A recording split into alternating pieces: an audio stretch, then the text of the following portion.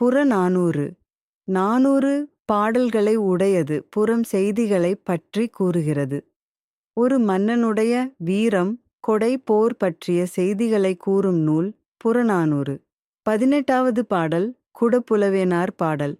பாண்டிய நெடுஞ்செழியனுக்கு நீரின் முக்கியத்துவத்தைப் பற்றி அறிவுரை கூறுவதாக இந்த பாடல் அமைந்துள்ளது. விழுமியம் நீர்வளம். திணை பொதுவியல் திணை. புலவர் மன்னனை வணங்கி, உன்னுடைய ஆயுள் ஒன்று 10 கோடி என பெருகி நீண்ட ஆயுளைப் பெற வேண்டும் என்று வாழ்த்துகிறார். உன்னுடைய நாட்டில் காஞ்சி மலர்கள் பூத்து குலுங்குகின்றன. அதனை வாளை மீன்கள் உண்டு மகிழ்கின்றன.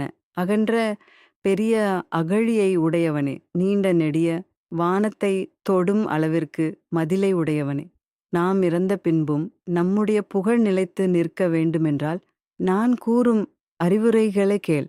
இந்த உடல் நீர் மிக அவசியம்.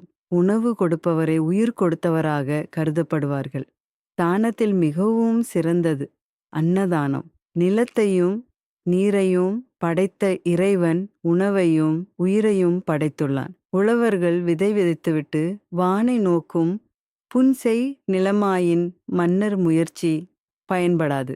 ஆதலால் போரை விரும்பும் பாண்டியன் நெடுஞ்செழியனே, நீர்நிலைகளைக் கட்டினால் காலந்தோறும் உன்னுடைய புகழ் நிலைத்து நிற்கும்.